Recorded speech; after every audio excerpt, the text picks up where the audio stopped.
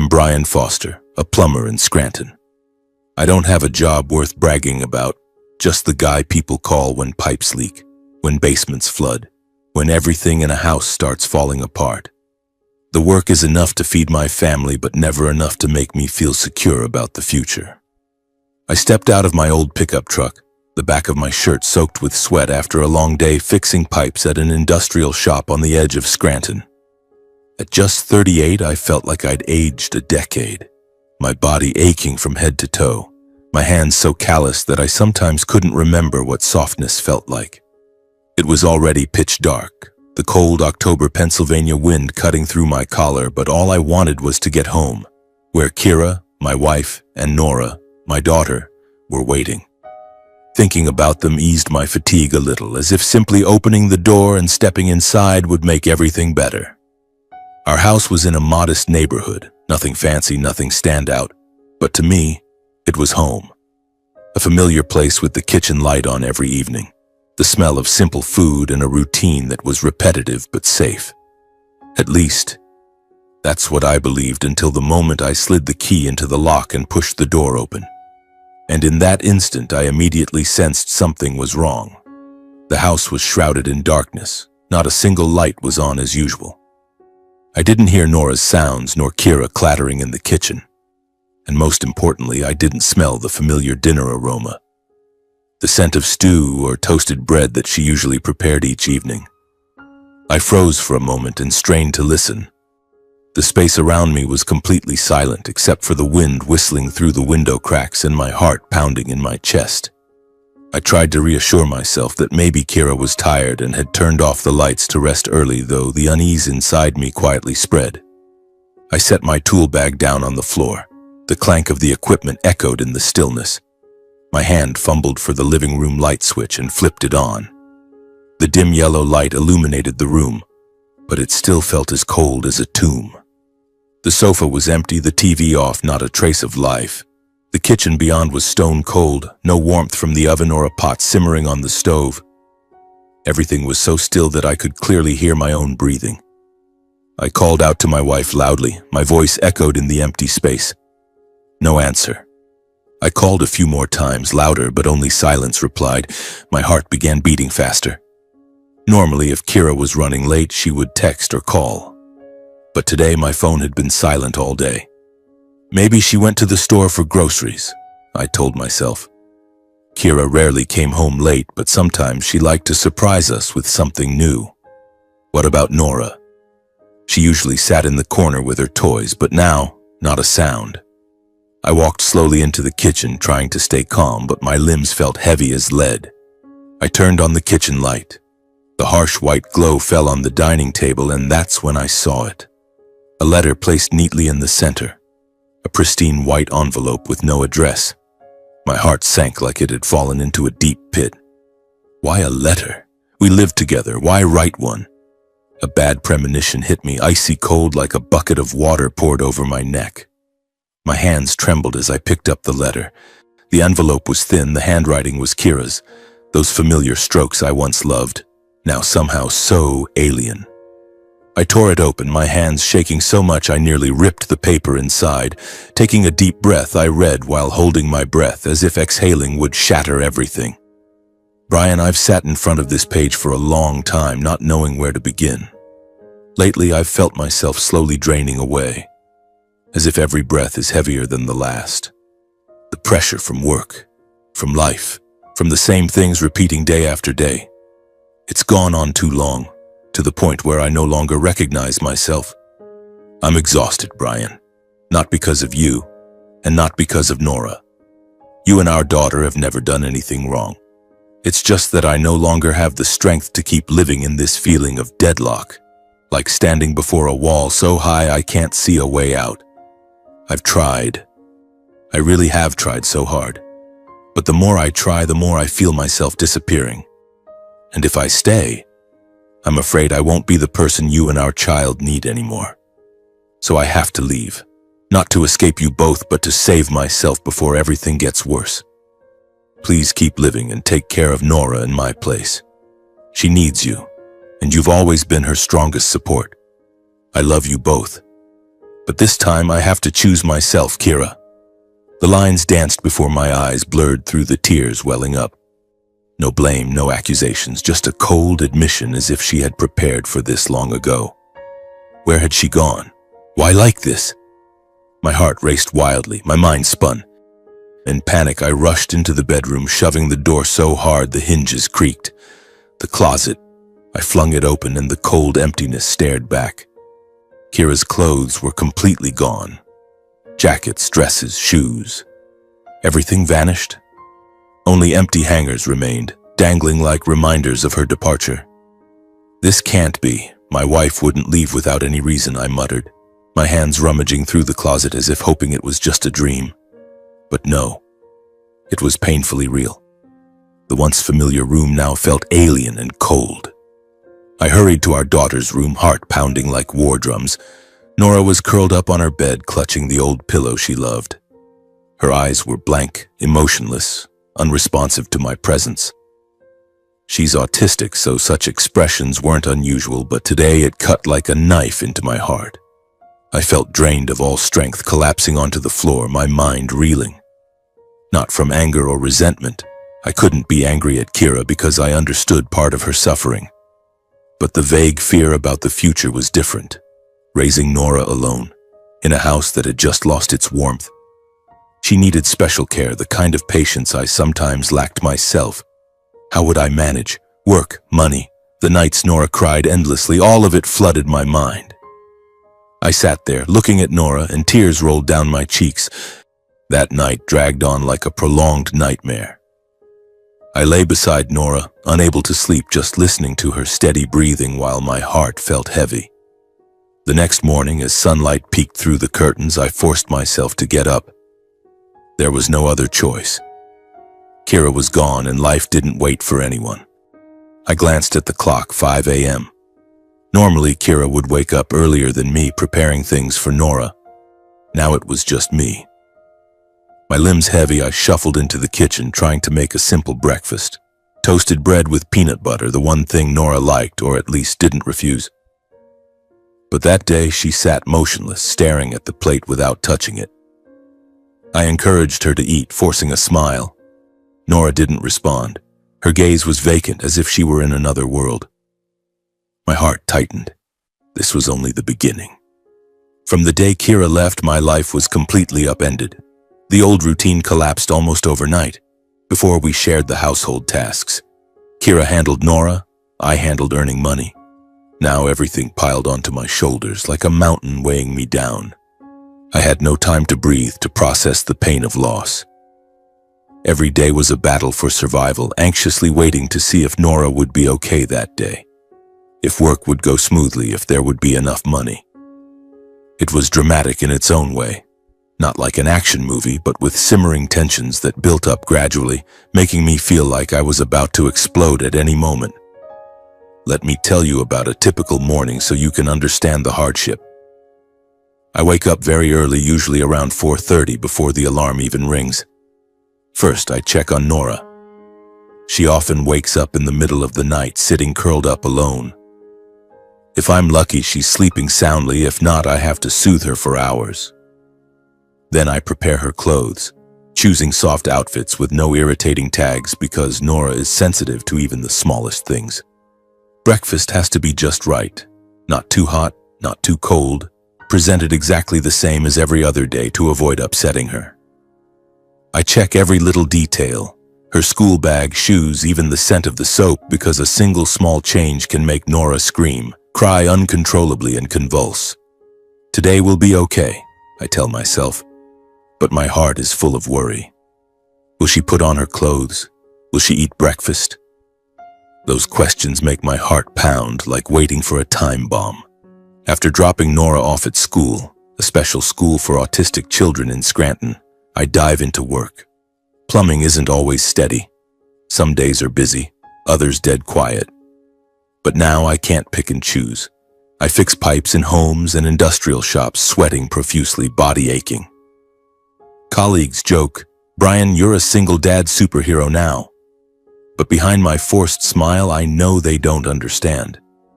In the afternoons, I always have to leave earlier than others to pick her up on time.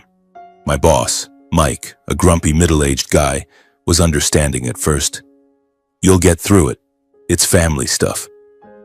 But gradually that sympathy ran dry. "Brian, if you leave early one more time, I'm cutting your shifts," he yelled when I asked for the third time in a week. I bowed my head, swallowed my frustration, and rushed to the school. Heart racing. Would Nora be okay in class today? Had the teacher called with any issues? Back home, everything was a whirlwind, like a never-stopping machine. I picked up Nora. She walked silently beside me, no hug or smile. Then cooking. Familiar dishes cut small, arranged in the exact positions on the plate. With autism, Nora's eating is unpredictable. Some days she eats well, but others she refuses even familiar food. Pushes the plate away and cries. "Why won't you eat? Did Daddy do something wrong?" I ask, voice trembling, but she never answers. She never does. My daughter doesn't speak, doesn't respond to smiles or hugs. I often fall into helplessness, sitting and watching her, not knowing what she needs. Everything is vague, far more stressful than with a typical child. If Nora were neurotypical, it would just be physical exhaustion, cooking, cleaning, laundry. But with her, every action is a challenge, a gamble. Suddenly she might panic over the vacuum cleaner noise, bright lights, or just a strange smell. In those moments, my heart stops. I gently hold her, repeating familiar soothing words. "Daddy's here. It's okay, don't be scared." But sometimes she pushes me away and screams, and I can only sit and watch, tears streaming down. Evenings are hell. After cleaning up and laundry the piles of clothes because Nora often spills food, I finally get a break. But rest doesn't mean sleep. Sleepless nights chain together like a string of nightmares. Nora often cries or screams for no reason in the middle of the night. Once she woke at 2 a.m., shrieking through the house, convulsing. I stayed up all night watching over her, soothing her, holding her until she calmed. "Why are you crying?" "What did Daddy do wrong?" I whispered, but only cries answered. The next morning I still had to go to work exhausted, eyes dark-circled, body drained. Colleagues asked, "What's wrong, Brian? You look like a zombie." I forced a smile. "I'm fine, just a bit tired." But inside, fear surged. Would I drop a tool today? Cause an accident? The pressure piled up, making everything more tense than ever. Beyond daily caregiving, I had to arrange 2 to 3 days off work each week to take Nora to therapy. The cramped clinics in downtown Scranton filled with children and weary parents. I waited hours watching Nora in the room with the doctor, hoping for progress. But therapy costs kept rising. $200 per session plus medication and aids. Income from plumbing was unstable. Some months busy at $3,000, others just $1,500. I constantly calculated every small expense, saving gas by walking, buying discounted food, even skipping meals to save for her. Only $500 left in the account, I thought, heart racing as I checked bills. Would we make rent this month? Debt started piling up like a snowball rolling downhill. At work, things got worse. Sympathy faded. Management grew critical. Mike often called me in. "Brian, if you're late one more time, I'm docking pay. Work doesn't wait for your family." I explained about Nora, about autism, but he just shook his head. "Everyone has problems, but you need discipline at work." Every early departure felt like walking a tightrope, anxiously waiting to see if I'd get scolded today. The pressure from childcare, finances, and work left me increasingly exhausted, mentally crumbling. Some nights, lying alone, I cried quietly. What am I going to do? I can't keep going like this. Finances slid toward ruin, and I had nowhere to turn. I was alone in that whirlwind, anxiously awaiting the breaking point. When finances could no longer hold out, I was forced to consider taking on evening work. The thought had been haunting me for weeks, like a ghost that refused to leave. Extra plumbing shifts at people's homes or odd jobs at factories, anything to earn a few $100 more. But the biggest problem was Nora. I couldn't leave her home alone even for a few hours. She's autistic and prone to sudden panic attacks. Without someone there, things could turn disastrous. I imagined Nora curled up by herself screaming because of the howling wind or the darkness, and my heart tightened. No, I couldn't take that risk. I had already lost Kira. I couldn't lose Nora too through my own carelessness. The cost of hiring a babysitter or extended care was beyond my means. I had already calculated it. A reputable caregiver in Scranton charged at least $15 an hour, plus travel fees and emergency rates. With my current income, I could barely cover rent, food, and Nora's therapy. Adding that expense would mean going hungry next month. I sat at the kitchen table staring at the pile of bills, my heart pounding. Is there another way? I asked myself, hands trembling as I held the pen to recalculate. After many sleepless nights weighing my options, lying awake until dawn, I decided to turn to my parents as a last resort. My parents, Jackson and Ashlyn Foster, lived in Old Forge, Pennsylvania, just a 15-minute drive from Scranton. Close enough that I could pick Nora up every evening after an extra shift. I hesitated a lot. Our relationship wasn't good. They had once criticized Nora as a different child. But now, I was out of options. This was my final lifeline, however fragile. The next morning, after dropping Nora at school, I drove to my parents' house. It was drizzling, the highway slippery, and I drove slowly, filled with anxiety. My old truck rattled and groaned, mirroring my mood.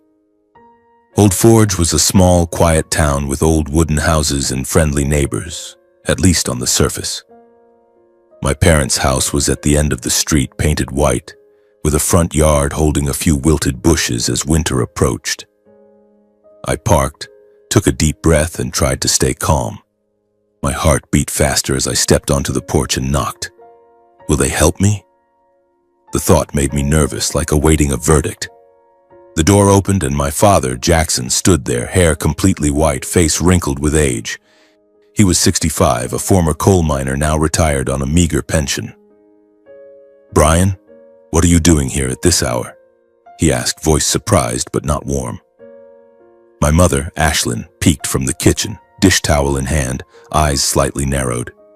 She was 62, her health frail due to arthritis. My appearance at that time surprised them, but they didn't ask many questions or show concern. No hug, no warm invitation inside. Just, "Come in and talk, it's cold out there." I stepped inside. The smell of stale coffee lingered, the house unchanged, old furniture, the TV tuned to local news. We sat across from each other at the kitchen table. I took a deep breath, trying to keep my voice steady. I didn't beat around the bush. I no longer had the energy for meaningless small talk. I went straight to the point, slowly explaining my current situation. Kira had left. I was the sole caregiver for Nora. Plumbing work barely kept us afloat, and therapy costs for her were rising. Right now, I need to take evening shifts to cover extra expenses, I said, my voice lowering though my heart raced. Otherwise, I really don't know how to manage. I'm just asking if you could watch Nora for a few hours each evening. I'll pick her up right after my shift. It's only temporary until I get through this period. I looked up at them, waiting for even a softening glance, a sign they understood how desperate I was. But there was nothing. Jackson immediately objected. He leaned back in his chair, face reddening with irritation, voice hard and decisive. "No way, Brian. Your mother and I have no experience caring for an autistic child. That kid, she's strange. Always crying, always screaming, not like normal children." He paused, then continued, voice full of annoyance. "I don't want to deal with nosy neighbors and their gossip. What do you think they'll say when they see us watching a child like that? The Fosters taking care of a weird grandchild. I don't want to live with that feeling." Each word struck my chest like a knife. The phrase "weird child," that's what he called Nora, his own granddaughter. I tried to swallow the lump in my throat, but before I could speak, my mother, Ashlyn, chimed in. She spoke in an even, cold tone, eyes avoiding mine. "Your father's right, Brian. We're old now. Our health isn't what it used to be. I have constant joint pain. Your father's blood pressure fluctuates. We can't take on any more responsibility. She twisted her old wedding ring as if discussing someone else's problem. You should handle your own family. You can't rely on us forever. I felt blood rush to my face. My ears rang. I tried to keep my voice low, though my heart felt like it was shattering. But Mom, Dad, it's just a few hours. I'll explain everything. Nora isn't as difficult as you think. She just needs quiet and someone nearby. I promise I'll pick her up right away, no burden on you. I started pouring it out, no longer able to stay calm. I told them about the sleepless nights when Nora panicked, the therapy bills piling up on the table, the constant fear that one day I wouldn't be able to care for her anymore. I spoke like I was begging, clinging to the last thread, but they sat there, silent, faces impassive. No one looked at me. No one interrupted and no one showed any emotion.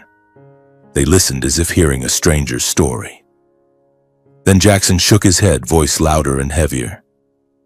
You're foolish, Brian. It's because you're weak that you're in this mess. Why didn't you hold on to your wife tighter? She stayed with you all those years after the kid was born. That's already more loyalty than most. Kira leaving is understandable. He lightly tapped the table. Who could stand living a lifetime with a child like that? No one could endure it. It's like an invisible burden dragging you down forever, down to hell.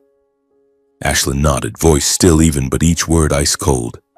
I told you before, having an autistic child is big trouble. Now you bear it yourself.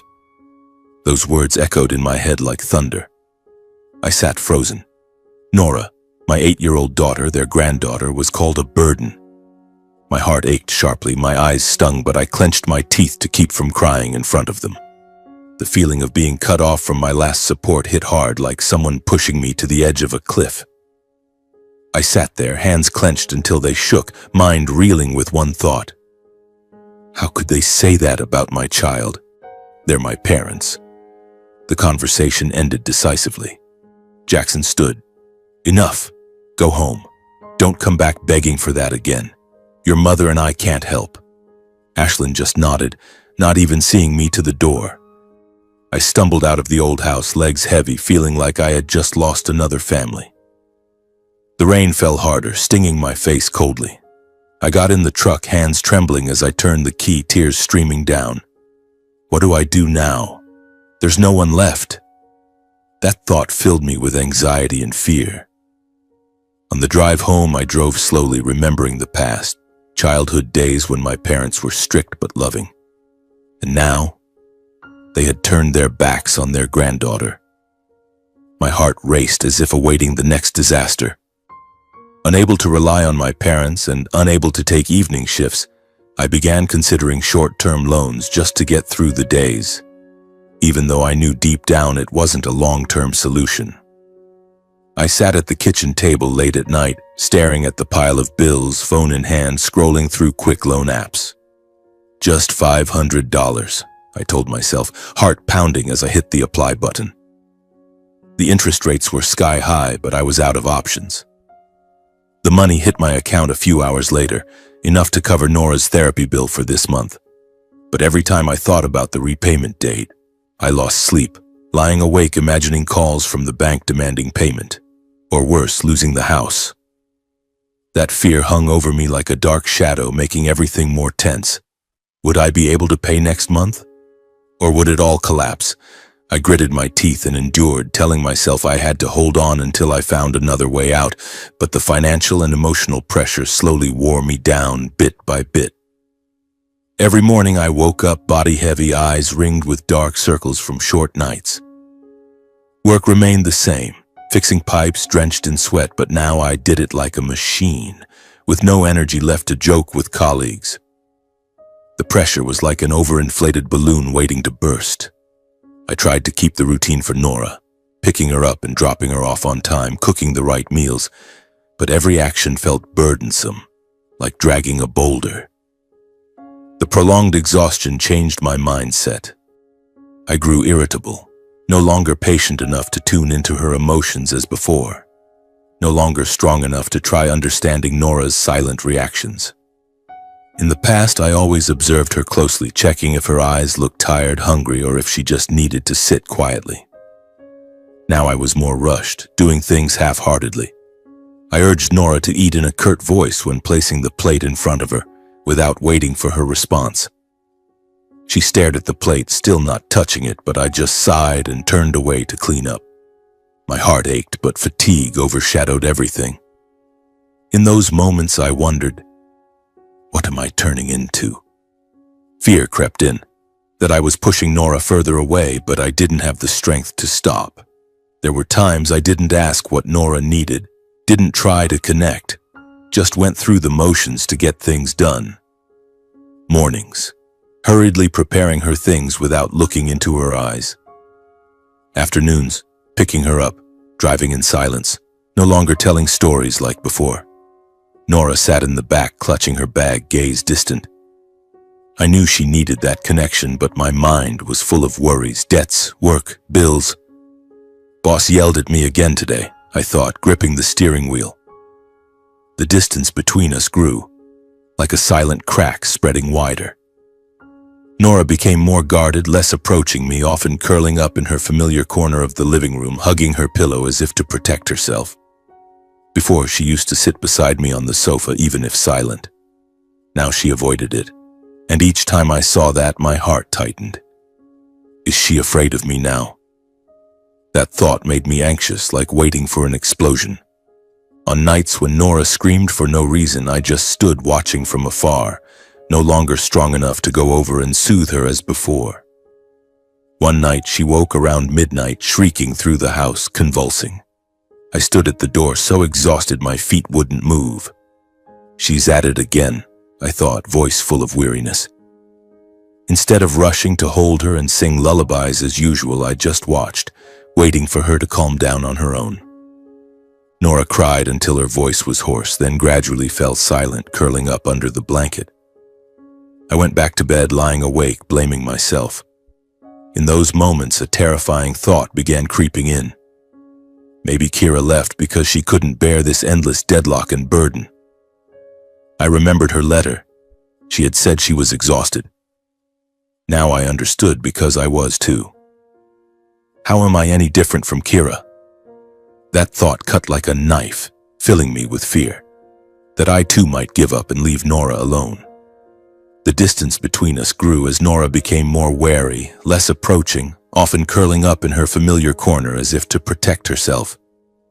She started avoiding my touch, pushing my hand away when I tried to hug her. "Sweetie, let Daddy hug you," I said, but she turned away, sitting huddled. My heart ached sharply, but exhaustion made me stop trying. I began blaming work, money, Kira. Why has everything turned out like this? I thought, lying alone late at night. Anxiety surged. Did Nora still trust me? Or was she afraid of her own father? That day, my manager chewed me out harshly over a small mistake. It was Friday. I was fixing pipes at a client's house but forgot to check a valve, and water flooded the floor. My boss called and yelled, "Brian, what the hell are you thinking? A stupid mistake like this could lose us a customer. You want to get fired?" His voice echoed in my head the whole drive home. The injustice and fatigue left me returning home in a heavy mood, like carrying a rock on my chest. I opened the door. Nora was sitting in her corner, but I didn't smile, just trudged into the kitchen.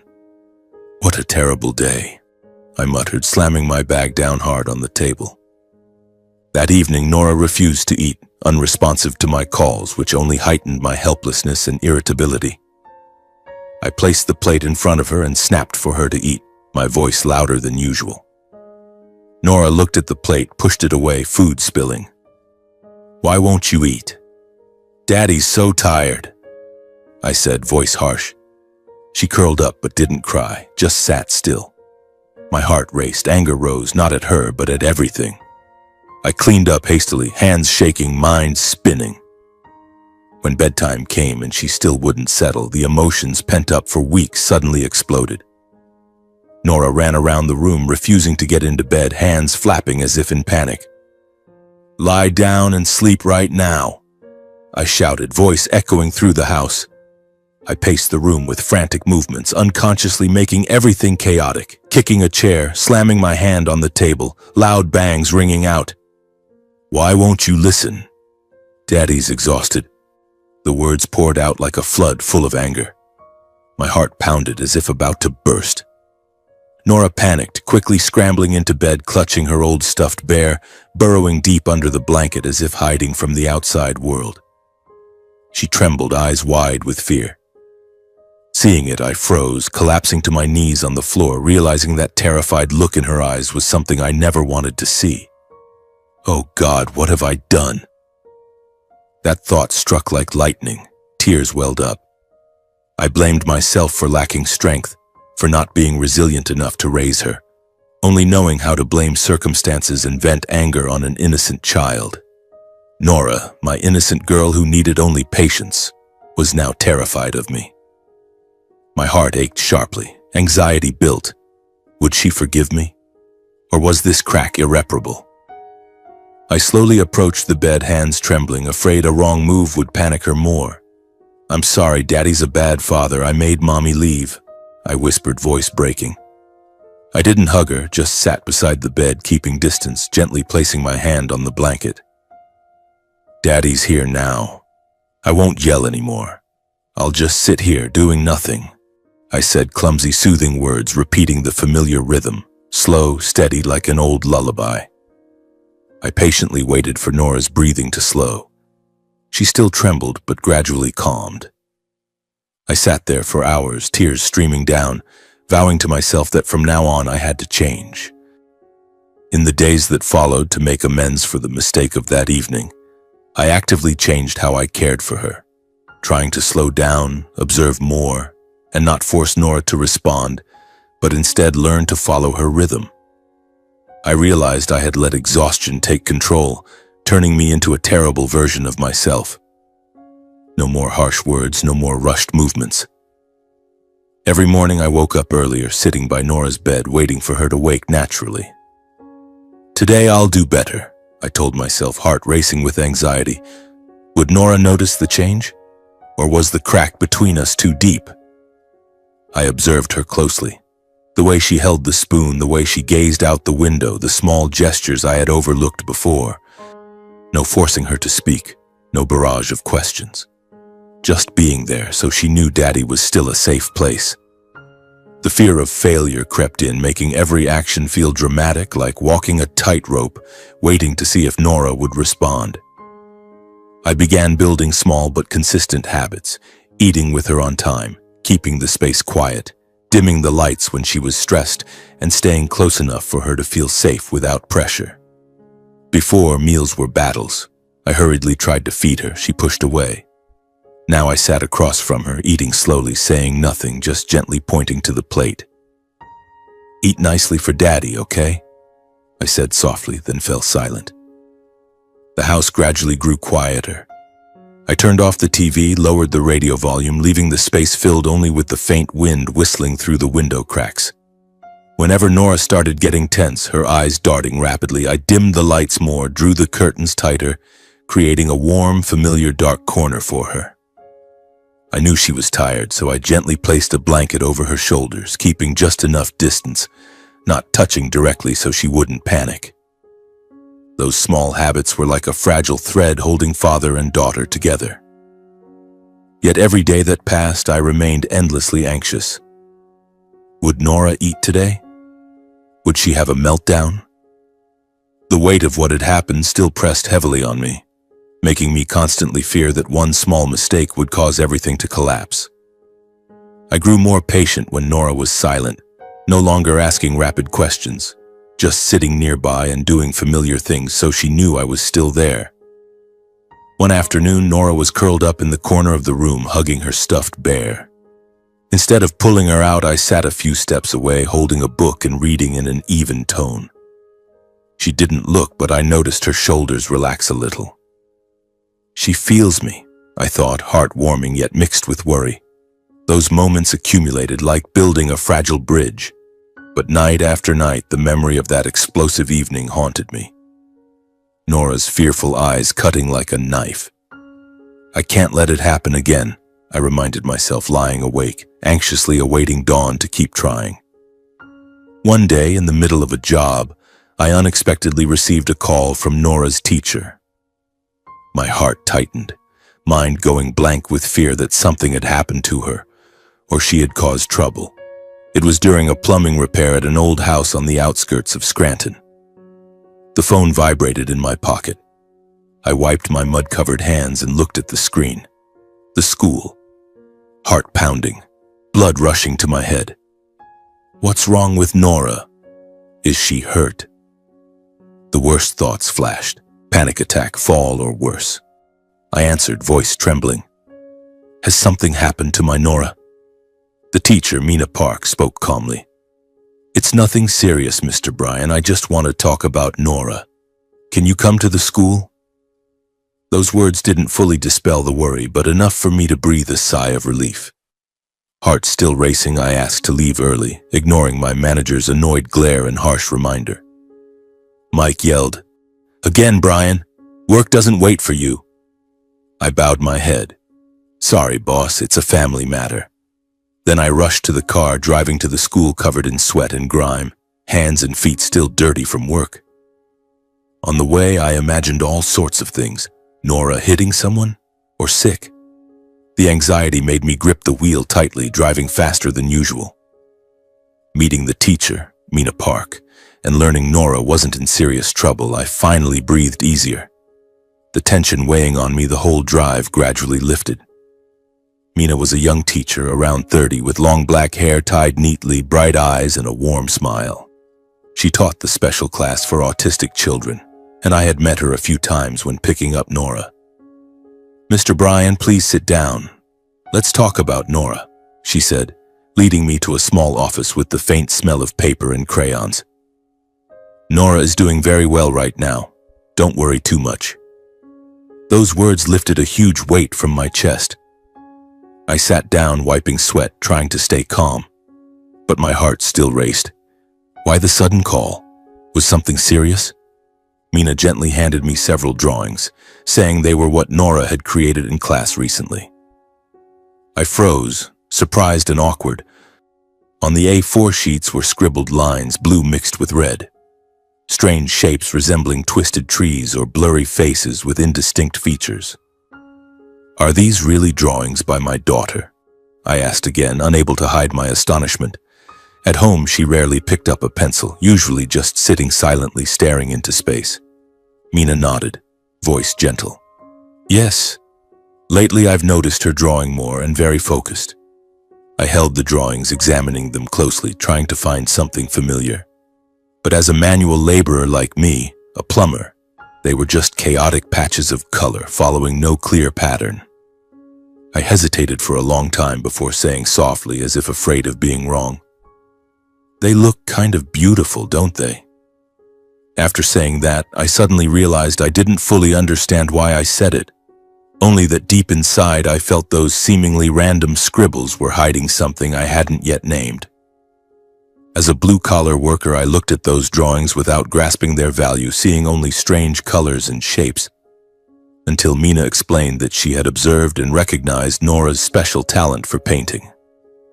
Mr. Bryan, Nora isn't just doodling. She has her own way of expressing. These lines convey her emotions. I've seen her focus for long periods and have fewer meltdowns when drawing. Mina's words opened up a new world. I was stunned, heart racing. Nora had talent? My silent autistic child had a gift? I remembered times she scribbled at home, but I thought it was just play. Now Mina said it was special. Anxiety surged. Was this an opportunity for her, or just an illusion? Mina suggested seriously discussing extra lessons and development for Nora, not to chase achievements, but to help her find a way to express herself suited to her world. I can guide your daughter after class, or introduce specialized art classes. Not for competitions, just so Nora can communicate through drawings, she said, eyes lighting up. I listened, but my mind spun with thoughts of money, time, and risks. Therapy was already expensive, now art classes? How to pay? Take more time off work? Give me some time to think, okay? I said, voice hesitant. Mina nodded, looking at me with understanding. I get it, think it over carefully. I left the school, drawings in hand, mind full of confusion. On the drive home, I looked at Nora's drawings, trying to find value. Maybe she was drawing fear or joy. The anxiety made me drive slowly, thoughts wandering. In the days that followed, I thought nonstop, while noticing that since Nora drew more, she had fewer meltdowns, focused longer, and seemed to find a safe refuge for her emotions. At home, I left paper and pencils for her, and Nora began drawing, sitting for hours, strokes slow and deliberate.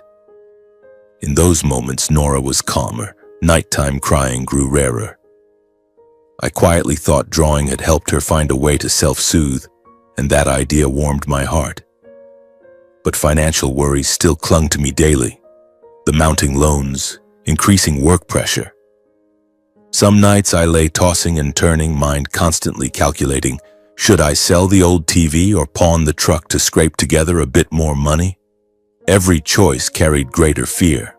If I was wrong, if everything collapsed, what would happen to Nora? Amid that anxiety, I quietly watched her. Nora sat drawing for hours, eyes brighter than before, focused and peaceful, as if she had found her own voice. And for the first time in a long while, I dared to hope I was standing before a different path, even if I didn't know where it led. Finally, I decided to take the plunge. I accepted more work, sold and pawned the few valuable items left, with one sole desire: to give Nora a chance to pursue painting, even if the road ahead was foggy and full of risks. I told myself I had no other choice but to try.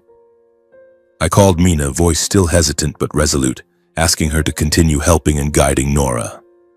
Afterward, I took on extra shifts, returning home exhausted, selling old things to scrape together every $100. The moment I signed the registration form for Nora's art class, my heart pounded so hard I could barely breathe. I knew it was a gamble. If it failed, I'd have nothing left to hold on to. But every time I watched Nora drawing, focused and peaceful, I knew the choice was worth it. The anxiety about the future remained, never fully easing. I didn't know where this path would lead us, father and daughter. But amid all the uncertainties, a small ray of hope had appeared, flickering like light at the end of a tunnel. Enough for me to keep moving forward without looking back. In the days that followed, I buried myself in work, taking on extra shifts, working through weekends, returning home physically drained but refusing to allow myself to slow down. I accepted every plumbing job I could, from emergency late-night calls to small projects in the Scranton suburbs. Some days I worked from dawn until deep into the night, drenched in sweat, my limbs aching as if pricked by needles. I have to earn money for Nora, I told myself whenever I felt like giving up, heart racing with worry. Would today's earnings cover her art class fees? Or would debts pile up again next month? I drove home in the darkness, body exhausted, but seeing Nora sleeping peacefully on her bed gave me renewed strength. On those nights, I lay awake, meticulously calculating every dollar, selling the old TV for $100, pawning Kira's remaining wedding ring for another $200. Everything felt like a tense race against time, fearing that one slow step would make all my efforts vanish. At the same time as my exhaustion, Nora made progress day by day, as Mina reported. She focused longer, had fewer meltdowns, and could sit drawing for hours in a stable state. Every afternoon when picking her up from school, Mina would pull me aside, voice excited. "Today, Nora drew an amazing picture, Mr. Bryan." She sat quietly for 3 whole hours without a single cry. Hearing that warmed my heart, but also made me anxious. Was this progress lasting, or just temporary? I observed her at home, Nora holding the pencil, strokes slow and deliberate, colors blending as if telling her own story. In those moments, she was calm, eyes brighter, no longer curling up as before. She's finding herself, I thought, tears welling up. But the pressure remained. I had to work harder to support her. Every story Mina told was like medicine, but it also left me anxiously awaiting tomorrow. Would Nora continue, or retreat into her old shell? Seeing my situation, Mina took the initiative to offer to watch Nora a few extra evenings a week so I could earn more income. It was a drizzly afternoon. I was late picking her up because a job ran long. Mina stood under the school awning holding Nora, smiling warmly. Mr. Bryan, I can see you're exhausted. Let me watch Nora 4 evenings a week. I live alone, I'm not busy. Her offer struck like lightning. I froze, heart racing with surprise and embarrassment. You wouldn't mind? I'm afraid people might talk about you, I asked, voice stammering. Mina shook her head. It's fine. I like Nora, she's special. I looked at her. Her eyes were sincere, without pretense, but fear crept in. Would I be imposing, or was this just pity? Anxiously awaiting my own answer, I hesitated for days, lying awake thinking.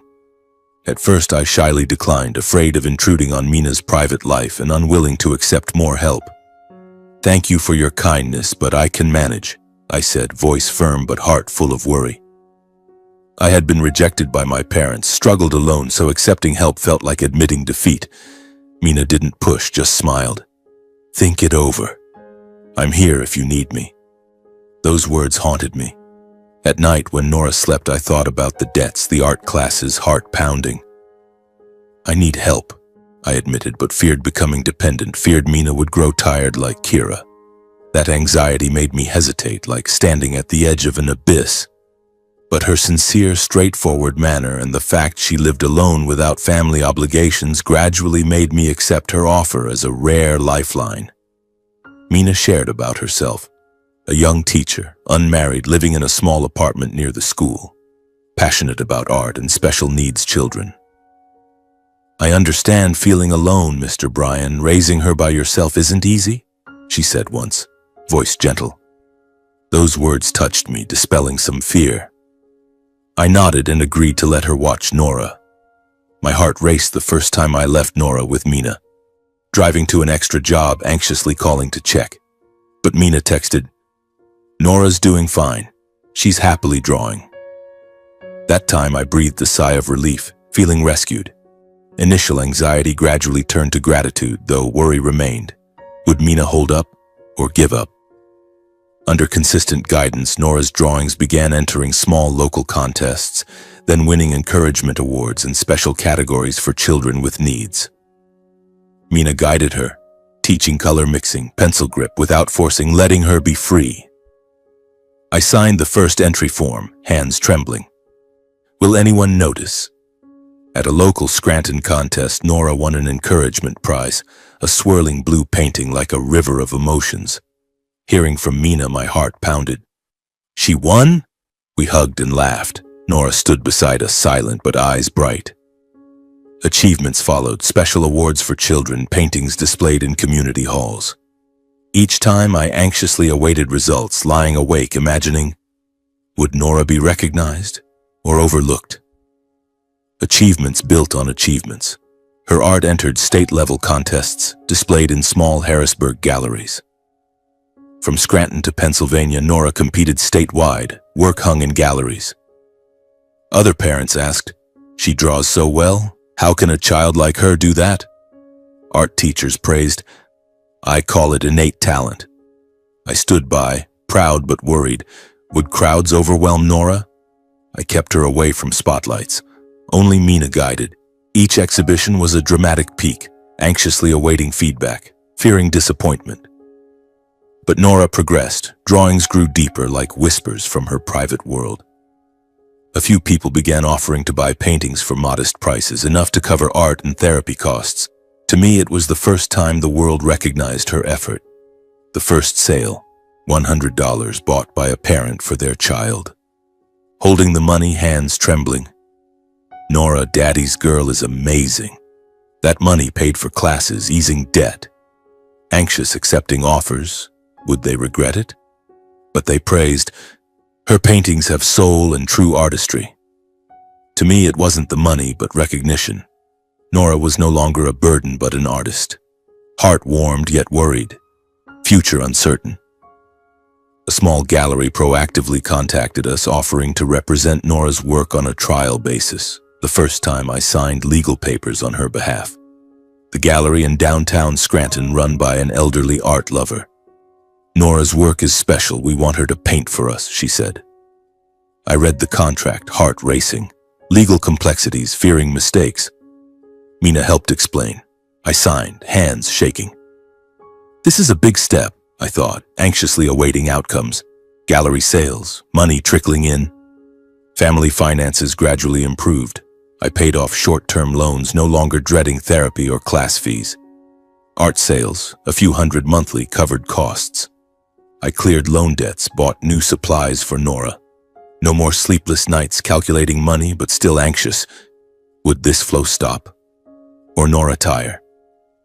Though life eased, I didn't let myself relax, maintaining strict routines so Nora wouldn't be disrupted. Meals on time, sleep on schedule, avoiding crowds. My daughter needs stability, I reminded myself, declining big exhibition invites, fearing pressure. Mina advised, "Don't rush, Mr. Bryan. Nora needs time to adjust." I listened, prioritizing therapy and mental stability, rejecting hasty offers that might stress her. A major gallery invited, I declined. Nora's not ready. Heart raced deciding, fearing missed chances, but she mattered more. I started a fund in her name, saving all art earnings for Nora's future. No spending on myself, no personal dreams. Bank account growing with each sale. For a better future or later therapy, I thought. I wore old clothes, ate simply but joyful for Nora. Anxious, watching balance rise. Enough? But hope grew. Watching her quiet growth, I gradually understood Nora's success wasn't money or awards, but finding a safe way to exist in this world, and I was determined to protect it at all costs. Nora drew, rare smiles appearing, eyes bright. She's happy now, I thought, tears falling. Future anxiety remained, but now with hope, the path blooming, though slowly. In the days that followed, after the community exhibitions and state-level awards, Nora's paintings began selling more steadily. Not with fanfare, but enough to create a stable flow. Her emotions visibly lightened. Fewer meltdowns, longer focus, and she actively sought out the easel whenever stressed. The first painting sold for $100, then $150, gradually reaching $200. Not large sums, but to me, each payment felt like an affirmation. The world was listening to Nora through her brushstrokes. I remember the third sale. A parent at the Scranton Community Exhibition held a swirling blue painting and said, "It reminds me of my own sadness." I took the money, hands trembling, thinking of the nights Nora drew late, forgetting to eat. Nora's progress was clear. She cried less at night, could draw for hours without needing me beside her. When stressed, she turned to the easel herself, strokes flowing like whispers. She's speaking to the world now, I thought, heart racing with joy mixed with worry. Would this attention overwhelm her? Or bring trouble? That anxiety made me more vigilant, reviewing every painting Mina submitted, fearing the spotlight would disrupt the peaceful routine we had just built. One day I received an invitation from a local station wanting to do a short feature on an autistic child finding her voice through painting, focusing on the intervention journey, family, and supportive environment, not emphasizing achievements or money. It was a Wednesday morning. I was fixing pipes at a small workshop when my phone vibrated in my pocket. "Unknown number," I answered, a young woman's voice. "Is this Mr. Bryan Foster? We're from WNEP, the local Pennsylvania station. We've heard about Nora and would like to do a short segment." My heart tightened. TV? A feature? I stopped working, cold sweat running down my back. "About my Nora?" I asked, voice shaking. She explained, focusing on the journey, not exploitative, just inspirational. I hung up, mind reeling. Fame had arrived, but I feared cameras, panicking Nora, words twisted. Anxiously waiting, I drove home thinking of potential issues, strangers asking questions, curious stares. Should I do this? That thought made my heart race faster.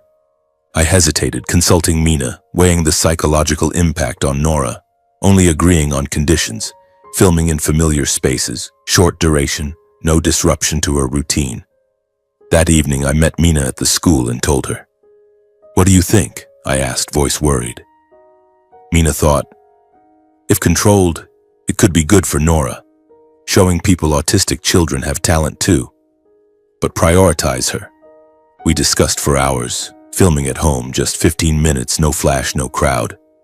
I called the station back, setting terms. Only in the kitchen and art area, Nora doesn't have to speak, and I review it first. They agreed. My heart pounded, signing the agreement. This was a turning point, but I feared Nora's fear. In the days waiting for filming, I prepared. Told her about it, drew with her, watched reactions. Nora was silent, but I saw her more tense, strokes messier. Am I doing the right thing? That anxiety felt like a ticking bomb, awaiting filming day. The segment aired soon after, low-key but enough for Nora's name to spread beyond the local art community, bringing inquiries, invitations, and curious glances from outside. Filming went smoothly. Gentle crew, questions to me about the journey, distant shots of Nora drawing. It aired Friday evening. I watched with Mina, heart racing. The story of Nora Foster, the autistic girl finding her voice through painting, the narrator said warmly. They told our story about Mina without exploitation. But afterward, my phone rang non-stop. Friends congratulating, galleries asking for work, even other reporters contacting. Nora was mentioned on local social media. Her art spread. I was happy but worried. Bigger exhibition invites, interview requests. Fame came slowly along with troubles I wasn't mentally prepared for. Handwritten letters, strangers visiting, curious looks at the supermarket. Heart racing each time. Was this blessing or curse? One evening, as father and daughter ate quietly in the kitchen, there was a knock at the door. I thought it was Mina, as she occasionally visited at that hour. Simple dinner, pasta and salad. Nora eating slowly, me telling about her drawing that day. Soft knock, I wiped my mouth. Probably Mina bringing Nora's art. I stood feeling light. Mina often dropped by with treats or school stories. But when I opened the door, my briefly relaxed expression froze. Kira stood on the porch, thinner, neatly dressed. Black coat, hair tied back, eyes mixing hesitation and determination. My heart stopped for a second, blood rushing to my face. "You're back, Kira?" I whispered, voice breaking. She stood under the porch light, tired but still as beautiful as ever. All the bitterness and humiliation from when she left flooded back. The letter, empty closet, nights alone with Nora.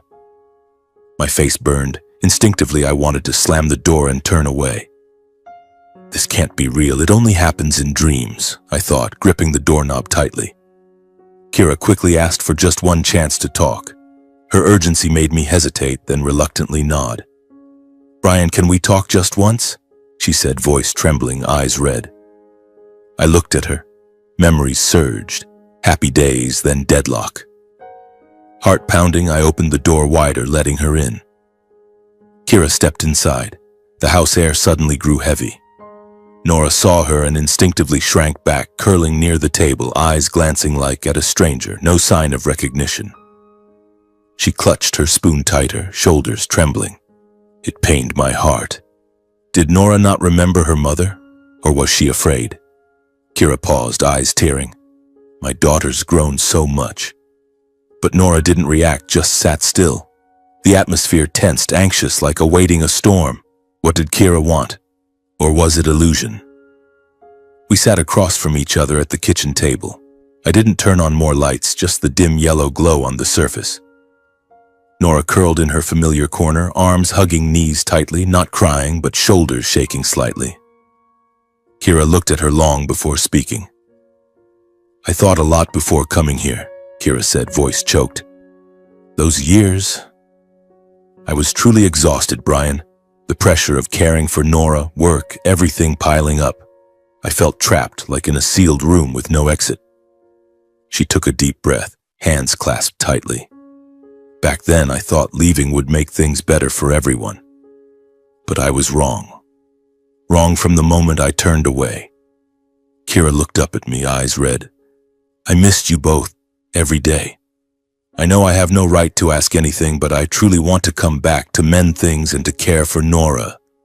Tears streamed down. "I'm sorry, Brian. Sorry for abandoning you alone, sorry for not being strong enough. I want to make amends, even just a little." I listened silently, heart racing heavily. Her words touched my old pain, the exhaustion, deadlock, feeling of no escape I had experienced. I listened while watching Nora. She didn't cry, but shoulders trembled as if holding herself together. Maybe she had truly suffered, I thought, and my judgment slowed, but fear remained intact. I spoke, voice slow and cautious. If you suffered so much, why only return now? Kira bowed her head, silent long before continuing. I lived alone, Brian. Lonelier than I imagined. Every day was regret. I realized I ran instead of facing it. The kitchen air grew heavy, as if one wrong word could explode everything. I made no promises. I glanced at Nora, then back at Kira. I need time to think, I said slowly. Nora's just stabilized. I can't let her be disrupted again. Any decision puts her safety and stability first. Kira nodded, wiping tears. I understand, I'll wait. I won't force anything. She stood and left, leaving heavy silence behind. That night I lay awake long, mind reeling with one unanswered question. Kira's return, hope, or another danger? I told Mina everything. She only said gently, "Watch Nora. Her reactions will tell you more than any apology." In the weeks after, Kira returned a few times. She stayed restrained, not pushing, not deeply interfering. She brought small gifts, drawing books, colored pencils, then sat far away, quietly watching. At first, Nora remained curled up, keeping distance. But gradually she grew accustomed, no longer panicking when Kira appeared. And that fragile change made me waver, though I still held quiet caution inside. I observed, heart racing each time. Was Nora okay? Kira apologized often, shared her suffering, and only when seeing Nora undisturbed did I agree to let her move back in with us, though inwardly keeping silent guard. But fear lingered. Was she sincere? Or hiding something? Anxiously waiting, a new life began, full of drama and unease. In the days that followed, the three of us began living together again. But everything had lost its old rhythm. I still went to work as usual, still returned home on time. Yet the atmosphere in the house grew heavy and distant. Before, the house was warm, even with just father and daughter, filled with the sound of Nora's pencil strokes and the smell of simple meals. Now, with Kira back, the air felt shrouded in a fog. Early mornings, I got up to prepare food. Kira shuffled out of the bedroom, offering a brief greeting. No smiles, no hugs. We ate breakfast in silence, only the clink of spoons against plates. Nora sat between us, gaze vacant, looking at no one. I went to work, fixing pipes with a tangled mind. Would things be okay when I got home today? Or would something explode? Afternoons I returned on time, finding Kira on the sofa scrolling her phone, Nora in her corner. No laughter, no stories. The house was the same, but like it lacked oxygen, making me breathe heavily. Every night I lay awake, heart racing with worry. Was this life sustainable? Or just a fragile illusion waiting to shatter? Between Kira and me existed an unnamed void. Daily activities proceeded quietly, lacking connection, as if we shared the same space but belonged to different worlds. We slept in the same bed, but I stayed on the edge, back turned, not touching her. Old intimate gestures, a hair stroke, a goodbye kiss, vanished, replaced by polite words. We talked about the weather, bills, but avoided the past, the letter, her departure, the nights I cried alone with Nora. That void grew wider each day like a deepening chasm. I remembered our early marriage days, hugging and laughing, now only cold distance. My heart raced whenever sitting near her. Should I ask, or stay silent to avoid conflict? That anxiety made everything tense, like walking on thin ice awaiting a crack. Nora didn't approach her mother proactively, nor seek comfort from her. She only seemed more comfortable and happier going to school to meet Mina. She sat at a distance from Kira, eyes avoiding, no hugs, no smiles. When Kira tried to get close, stroking her hair, "Nora, come to mommy." She curled up, pushed the hand away, turned aside. Seeing it pained my heart. Did Nora remember her mother? Or had she grown used to the absence? But at school, she moved faster, sat beside Mina drawing, eyes brightening. Mina told me, "Nora even smiled while drawing today, Mr. Bryan." At home, she was quieter, drew less. I worried, heart racing each morning, dropping her off. Was she okay with Kira? Or silently enduring? That fear built up, making me watch her closer, anxiously awaiting bad signs. Because Kira had returned, I had to apologize and explain to Mina that I could no longer rely on her to watch Nora, even though I knew deep down how vital that stability had been for her. It was an afternoon shortly after Kira moved back. I met Mina at the school after her classes ended. I spoke, voice slow and cautious.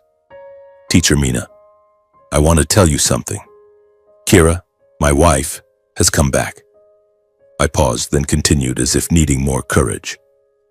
"So I think from now on I shouldn't trouble you anymore. With Nora's mother at home, continuing to ask you to watch her might make you uncomfortable. I don't want to put you in an awkward position, especially since Kira can care for her herself." After saying it, my throat felt dry. I knew I was saying logical things rationally, but my heart didn't fully believe the decision. I spoke, voice choked, eyes avoiding hers. Mina looked at me, eyes briefly sad. "I understand, Mr. Bryan. I also think Nora will be better with her mother." I apologized, heart aching. Mina had helped so much. Now I was pushing her away. Deep down, I knew Mina was Nora's anchor, the extra drawing sessions, the advice. Now what? Would Nora lose that? Anxiously awaiting consequences, I drove home, worried. Would Nora regress? Or would everything be fine? From then on, negative changes began appearing. Nora slept less, often waking at night, more easily startled and harder to calm than before. Previously, she slept well, rarely cried at night. Now, in the middle of the night, she woke screaming, convulsing. I rushed over, holding her. "Daddy's here. Breathe calmly, sweetie." But she took longer to settle, trembling more. Some nights she stayed awake until morning, eyes red. I observed. She startled at Kira talking on the phone late. My heart raced. Why like this? Was Kira the cause? Fear surged, keeping me awake, anxiously awaiting the next night. Would she cry again, or worse? She gradually stopped drawing. Blank papers lay untouched on the table, the easel forgotten, as if her safe refuge had vanished. Before, Nora drew for hours, strokes flowing freely. Now she looked at the easel, shook her head, turned away. I tried encouraging. "Keep drawing, sweetie, don't you love it?" But she pushed the pencil away, curled up. My heart ached sharply. Drawing was her voice. Now lost? I remembered sold paintings, awards, now only blank paper. Anxiously waiting, I tried forcing her to draw, but she panicked. Why? I thought, fearing Kira returned and everything collapsing. Kira rarely asked about Nora's therapy schedule or psychological progress. If she joined, it was superficial, quick, without depth or patience. She came to a few clinic visits, but sat outside scrolling her phone. "How's Nora doing, honey?" I asked. She shrugged. "She's fine, isn't she?" No questions to the doctor, no notes. I noticed, heart racing. Was she truly uninterested or pretending? Instead of childcare, Kira focused on calls, contracts, external connections. She talked late on the phone, whispering, "Yes, the art contract." I overheard, worried. What about Nora's art? Was she doing something? Unease crept in, making me anxiously monitor. What were those calls? Or something hidden? Not long after Kira returned, she began mentioning co-guardianship, talking about a mother's responsibilities and representing Nora in art contracts. It was a quiet evening. We sat at the kitchen table, Nora asleep early. Kira spoke first, voice light and seemingly reasonable. "Bryan, I think it's time I became co-guardian with you. After all, I'm her mother. For paperwork, art contracts, it would be more convenient for Nora if I signed too." Those words chilled my heart. It came too suddenly. I looked up, trying to stay calm. "Why bring this up now?" Kira smiled briefly but firmly. "Because I'm back.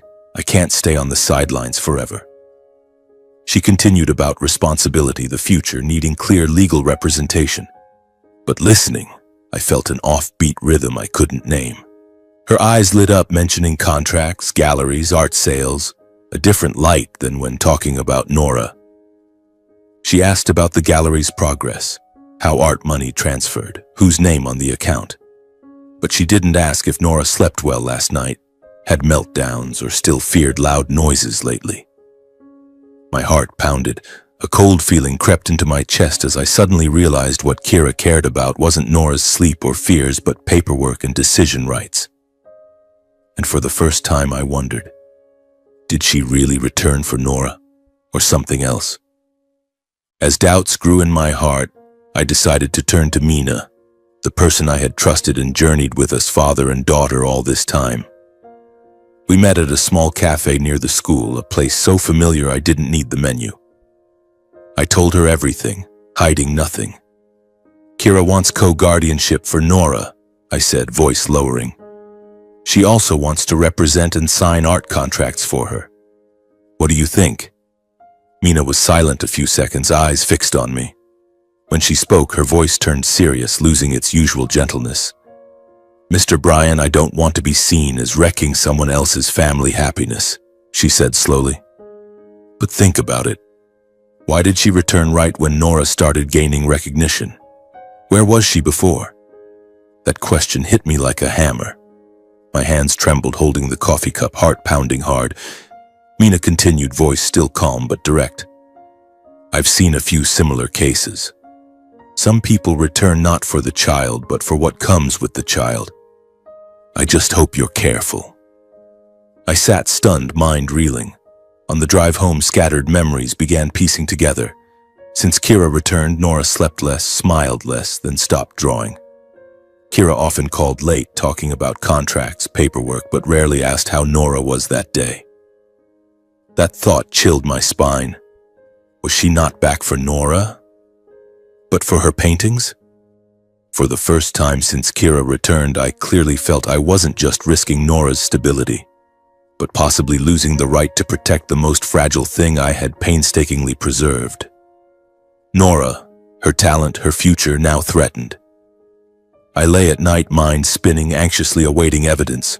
Was Kira scheming? Or was I paranoid? That fear loomed like a shadow, making everything more dramatic, awaiting an explosion. In the days that followed Mina's warnings, I began paying closer attention to Kira's behavior. She always kept her phone with her, screen face down on the table. Before I thought it was just a habit, but now, every time I saw her holding the phone, my heart raced faster, as if awaiting a secret to be revealed. She never let the phone out of reach. Even during dinner, it lay face down under the table. A slight vibration, and she glanced at it. Late at night, when I was already in bed pretending to sleep to observe, I heard whispering from the bathroom or the porch. Kira called very softly, voice low, as if hiding something. Everything's fine. Just wait a little longer, I caught faintly through the door crack.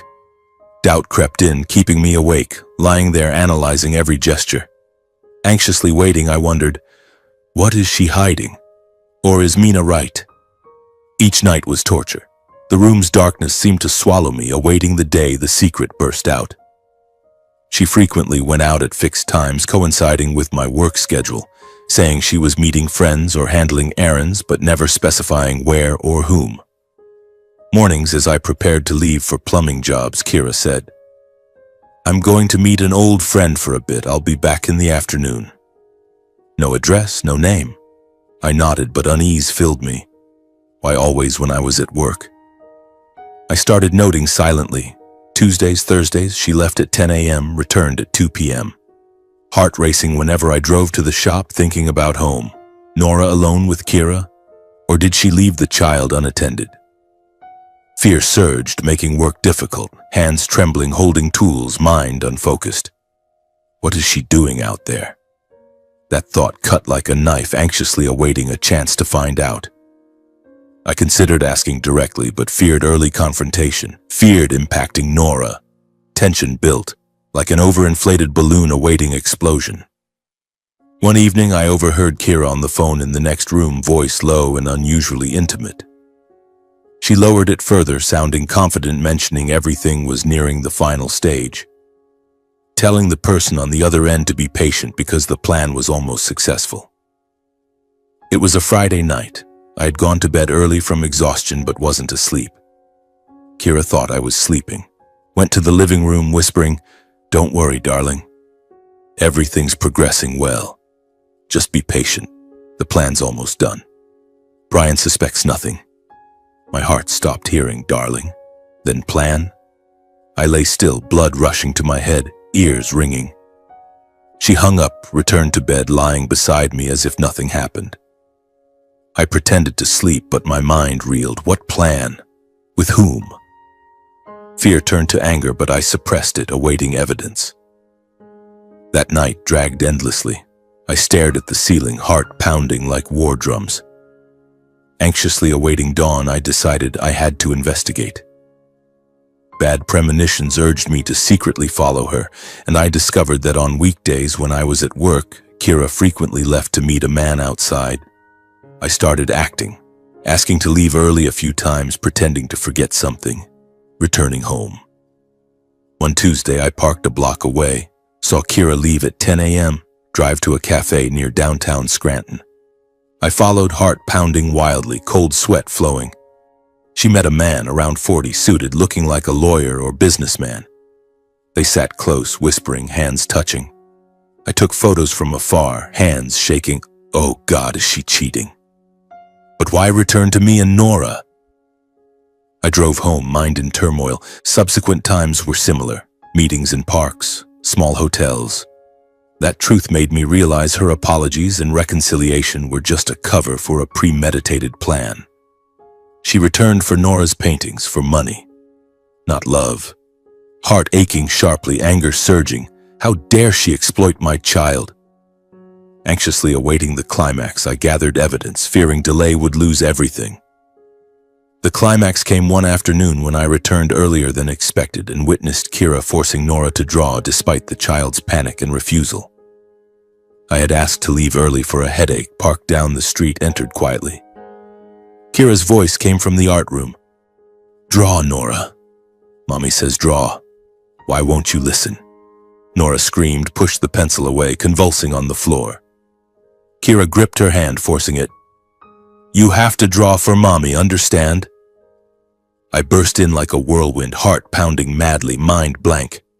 "Stop! What are you doing to my child?" I shouted, voice breaking with terror. Kira, startled, turned, still holding Nora's hand tightly. A tense struggle ensued. I pushed Kira away from her. "What are you doing?" she yelled, angry and flustered. "I'm just helping her. She needs to draw, don't you see?" But Nora had completely collapsed. She trembled violently, curling up like a cornered animal, sobbing uncontrollably, deaf to everything around. I held her tightly, feeling her tiny body shaking in my arms. Tears streamed down uncontrollably. I said, voice hoarse, "Leave. Don't touch my child again. Don't force her like that." The house air grew suffocating, tension so thick one more word could explode everything. In my mind, only one fear. If this continued, Nora would be permanently damaged. I allowed no more hesitation. That very night, I decided to take her away. I hurriedly packed essentials, carried Nora to the car as she still hiccuped softly, then drove straight to Mina's apartment on the Scranton outskirts. When Mina opened the door, seeing my ashen face and Nora in my arms, she froze. "Mr. Brian, what happened?" she asked, voice full of worry. I spoke quickly, voice trembling as if stopping would silence me forever. "About Kira. She forced Nora to draw. The child panicked. Please watch her for me. Just tonight." Without further questions, Mina took Nora from my arms, holding her familiarly and gently. "It's okay, Nora. Come inside with me," she said soothingly. "Come in. Let her calm down." In just a short time at Mina's, Nora gradually settled. She sat at the small table, picked up a pencil again, initial shaky strokes slowly steadying. I collapsed onto the sofa, hands clutching my head, feeling all strength drained. My mind reeled with hundreds of questions, but deep down, I knew one thing. I couldn't let this continue. In that suffocating anxiety, I understood it was time to end everything, though the road ahead would be far from easy. After hearing the whole story, Mina directly advised ending the situation before irreparable harm to Nora. We sat in the kitchen. I told everything. Late calls, meeting the man, forcing drawing. Mina listened, eyes serious. You must divorce and gain custody. Kira isn't here for love, but for Nora's art money. Those words confirmed my fear, heart racing. Divorce? Court? But Mina was right. Nora was regressing. I nodded, tears falling. Thank you. Anxiously awaiting the next step, I prepared documents. After many sleepless nights thinking, I decided to file for divorce and sole custody, ending all prior compromises. Those nights dragged. I lay at Mina's, reflecting on the past. Kira leaving, returning deceptively. I must protect Nora, I told myself, calling a lawyer. Filing at Scranton Court, hands trembling, signing, divorce, custody. Heart pounding, anxiously awaiting trial. Would I win or lose her? At trial, Kira countersued for guardianship and legal representation rights, claiming I hindered the child's future and opportunities. Pennsylvania courtroom, tense atmosphere. Kira in a suit, lawyer beside. Brian is selfish, blocking me from mothering. I want guardianship to sign art contracts for Nora's development. I listened, trembling with anger. She was lying. Heart racing, anxiously awaiting my turn. My side countered with clear evidence. Kira's extramarital affair, years of sole caregiving and therapy attendance by me, plus expert testimony from Mina confirming I was the only one consistently transporting, monitoring therapy, and ensuring Nora's psychological stability. My lawyer presented evidence, photos of Kira meeting the man, call logs, therapy records showing only my involvement. Mina testified, Brian has cared for Nora throughout. Kira was indifferent. Forcing drawing caused panic affecting treatment.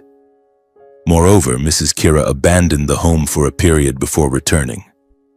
The judge listened. I sat, heart pounding. Was it enough? Or would Kira win? The evidence showed Kira had abandoned the child long-term, returned for legal and financial benefits, not prioritizing Nora's psychological stability. Lawyer emphasized, Kira left, returned after Nora's fame, seeking contract signing rights. Judge nodded. Kira's face paled. I anxiously awaited verdict, hands clenched. Finally, the court ruled I retain full guardianship. Kira restricted access and no financial or contractual representation rights for Nora. Mr. Foster retains custody, Mrs. Foster limited visitation. The judge's words felt like release. I cried, Mina patting my shoulder. Kira left court, eyes red. My heart gradually calmed, but anxiety about the future lingered. Was it truly over? Or more trouble ahead? In the days following the trial, my daughter and I left behind all the commotion and returned to the familiar peaceful rhythm. The house gradually regaining the quiet we had both lost. We left the courthouse under the light drizzle of Pennsylvania. Mina drove us home because my hands were still trembling from the tense hours. Nora sat in the back, clutching her stuffed bear, eyes distant as if not fully grasping what had just happened. Back in Scranton, I opened the door. The familiar air rushed in, the smell of old wood, afternoon sunlight filtering through the curtains. No more Kira's late-night whispers, no more secretive calls. Just father and daughter, and the silence I had once craved. But that silence didn't come immediately. It was like a wound needing time to heal. I cleaned the house, discarding Kira's leftover items, a few coats, a bottle of perfume, each one a reminder of betrayal. My heart raced when touching them, anxiously wondering, will she come back demanding something? Or is it truly over? I called Mina to thank her, voice choked. You saved us. She smiled softly. You and Nora are the strong ones. In the early days, the house was eerily quiet, but gradually the old rhythm returned. Meals on time, Nora in her corner, and me going to work with a lighter heart. Yet fear lingered, making me check the windows every night as if awaiting a ghost's return. Nora needed time to recover, but little by little she regained her sense of safety, sleeping deeper and no longer startling awake at night. In the first weeks after the trial, Nora still cried at night, curling under the blanket, calling me with a trembling voice. I held her, singing clumsy lullabies, heart aching, remembering Kira forcing her to draw. "Daddy's here. You're safe now," I whispered, but she trembled long before sleeping again. I worried, heart racing each night. Would the wound heal? Or would she carry it forever? I took her to therapy more often, the doctor said. It takes time, but she's stabilizing. And it was true. Bit by bit, a week, Nora slept past breakfast time. 2 weeks, no longer startled by small noises. I watched her sleeping, breathing steadily, face peaceful, and tears rolled down. I anxiously awaited. Would she cry today? Or was everything truly better? Those moments felt like a slow race, full of inner drama, awaiting signs of recovery. Blank papers were placed on the table again, tentatively at first. Then familiar strokes gradually appeared, as if she was finding her way back to her world. I bought new paper and colored pencils, placing them in her room without pressure. In the early days, Nora looked at the paper, touched lightly, then turned away as if fearing memories of being forced. My heart tightened. Drawing had been joy. Now fear. I sat nearby, saying nothing, just doodling beside her. "Daddy just wants to draw with you. Draw if you want, okay?" I said softly. At first hesitant, she held the pencil, one stroke, then stopped. But gradually, strokes lengthened, colors returned, swirling blues, vivid reds, like silent tales of pain and hope. One afternoon, I came home to find Nora at the table, drawing absorbedly, forgetting to eat. She's drawing again, I thought, tears welling, heart racing with joy mixed with worry. Would she stop? Or was this a new beginning? Those strokes were like a bridge, pulling her back to her private world. And I anxiously watched, awaiting the first complete painting after so many months. Mina returned in a supportive role, appropriately distant, appearing regularly and patiently, letting Nora approach when ready. After the trial, Mina visited more often, bringing treats or drawing books, but not staying long. "I can help if you need," she said, voice warm. I nodded, heart full of gratitude. Mina didn't push, just sat beside Nora when she drew, praising gently. "You draw so beautifully, Nora." At first, she avoided sitting far away, but Mina was patient, not touching, just observing. My heart raced each time Mina came. Would Nora open up or remain afraid of strangers? But Mina understood. She had taught Nora, knew her rhythm. Those sessions were like a slow dance, full of silent drama, awaiting Nora's step forward. Gradually, Nora grew more comfortable around Mina, often sitting closer, drawing longer and less stressed, as if finding a steady anchor. A month later, Nora sat beside Mina on the sofa herself, holding a pencil to draw together. She didn't speak, but shoulders relaxed, eyes brighter. I watched from afar, heart warming. Nora rarely smiled when Mina praised her art. My daughter trusts Mina more than her own mother, I thought, but anxiously wondered, was this a new family? Mina stayed later, helping put Nora to bed, telling gentle stories. Those moments accumulated like a calm river, making me realize the change, not just in Nora, but in myself. I recognized that change in my own feelings, a sentiment growing quietly without outburst or noise. It wasn't love at first sight, no romantic vows. It began from evenings Mina stayed late watching Nora, from how she understood my child, respected her rhythm, and cared for her like a true mother. Mina knew when Nora needed quiet, praised art without pressure, hugged gently when allowed. I watched her sit beside Nora, patiently waiting for her to draw, and my heart stirred. Not passionate frenzy, but deep warmth. On evenings Mina stayed, we talked late, about Nora, art, life. Heart racing when she smiled, but I didn't rush, fearing disruption, fearing loss. Anxiously waiting, I let feelings grow like a sapling in silence. It began from evenings Mina stayed late watching Nora, from how she understood my child, respected her rhythm, and cared for her like a true mother. I remembered the first time Mina stayed. Nora cried at night, Mina soothed. Draw with me? She calmed, drawing late. I sat in the kitchen watching them, heart full of gratitude.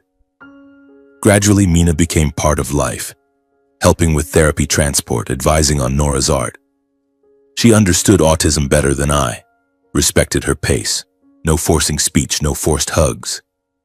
Mina is like Nora's real mother, I thought, heartwarming. But feelings grew through small details, a smile, an accidental touch. I didn't name it, fearing illusion, just letting it bloom quietly. Anxiously awaiting the moment, I wondered, does she feel the same, or just helping? I didn't rush, didn't name the feeling, just letting it grow over time along with the peace Mina brought to us both. Month after month, Mina visited often, stayed for dinner, helped Nora draw. We talked everyday things, my work, her teaching, Nora's progress. No romantic dates, just companionship. That peace was like medicine. Nora slept well, drew more, I smiled more. Heart racing when Mina touched my hand, but I waited for ripeness. Anxious like awaiting a flower's bloom, I knew this love was solid, unflashy. Their affection formed naturally, quietly, without show or promises, just steadfast companionship through ordinary days. No flowers, no gifts, just afternoons, Mina drawing with Nora while I cooked. No confession, just being. Affection grew over time. Mina helping through tiring days, me listening to her stories, gentle like a river, no storms. Anxiously awaiting the next step, I knew this was true love. 2 years later, when everything felt ripe, we held a small, simple, quiet wedding, full of belonging.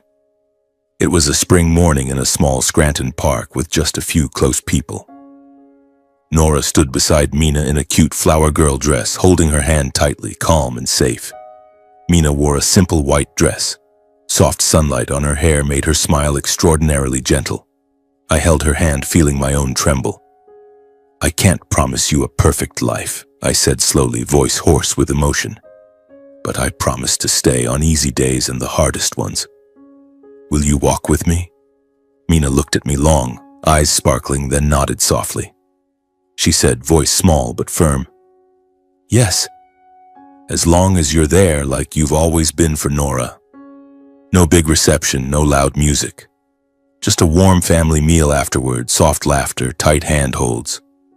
When I slipped the ring on Mina's finger, my heart pounded so hard I could barely breathe. For the first time in so long, I understood belonging, not flashy, not showy, but solid. I still thought about the future with very human anxiety, but this time worry no longer overshadowed happiness. Because I knew after all the loss, we had chosen each other and stayed. Our life afterward wasn't perfect, but stable and warm in its own way. Nora continued drawing, therapy growing in a safe environment where she was heard and respected. We lived simply. I still plumbed, Mina still taught. Nora drew and sold paintings little by little. We weren't wealthy, but enough not to fear daily. Nora grew, drawings matured, therapy progressed markedly. Most importantly, she lived without pressure, where Mina understood her and we always respected her rhythm. Hard days still came, but this time we weren't alone. We faced them together slowly and patiently. Initial anxiety faded, giving way to peace, the peace I once thought I'd never have again. One quiet afternoon, I leaned against the doorframe, silently watching Mina sit beside Nora, drawing together in soft sunlight. Light filtered through the window, falling on their hair, warm and slow. Mina leaned in, smiling at Nora, praising softly as if afraid to break the moment. I stood there, tears quietly falling, old memories gently returning. The day Kira left, cold trials, desperate nights, and Mina appearing at the right moments. In that instant, I simply thought, thank you, life, for not turning away from me. I gradually understood family isn't always blood or titles. Sometimes family forms from those who choose to stay when everything collapses, when there's nothing left to promise but exhaustion and hurt. Mina didn't give birth to Nora, bore no obligatory duty, but she chose to stay, patiently, quietly, without demands. To me, that was true family. I also learned true love isn't possession or control, but protecting the peace of those you love. I protected Nora with all I had. Mina protected us with understanding and gentleness. No forcing, no commanding, just choices for each other's safety and happiness. To me, that was love. The greatest lesson I carry: don't let titles, power, or legal papers obscure true responsibility. Children don't need signers. They need those who understand, listen, and stay when most afraid. Kira had rights, papers, but didn't understand Nora. Mina needed no title, yet understood her deepest. And if I could leave advice for my past self, or anyone facing hard choices, always choose the child's safety and stability. All lasting happiness starts there. I chose that, though the path wasn't easy. And that choice brought me here today. Peaceful, fulfilled, no longer afraid.